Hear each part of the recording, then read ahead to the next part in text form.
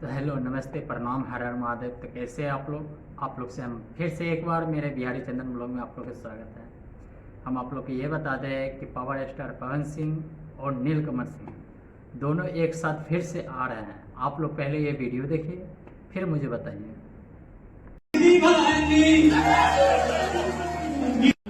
कि मैं हूँ राजा तू बन जा मेरी रानी आजा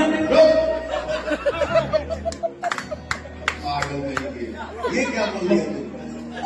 मैं हूँ राजा तू बन जा मेरी रानी। रिकॉर्डिंग चल रहा था तो नीलकमल सिंह पहुंचते हैं। नीलकमल सिंह के पहुंचने के बाद में प्रियांशु सिंह ऐसे कुछ बोलते हैं कि उनको साइड कर दिया जाता है और प्रियांशु सिंह बोलते हैं कि भैया से आप दूरे रहिए नहीं तो विवाद हो जाएगा। जबकि नीलकमल सिंह एक बार अच्छा सिंह और खेसारी के बारे में गाना गाया था जब बहुत बड़ा विवाद हुआ था। जब से सालों बाद में नीलकमल सिंह और पवन सिंह बहुत जल्द गाने में एक बार नज़र आने वाले हैं। तो आप लोग ज़्यादा से ज़्यादा इस वीडियो को शेयर करिए और कमेंट करके मुझे बताइए, और अगर मेरे चैनल पर नए हैं तो फटाफट से सब्सक्राइब कर लीजिए। धन्यवाद।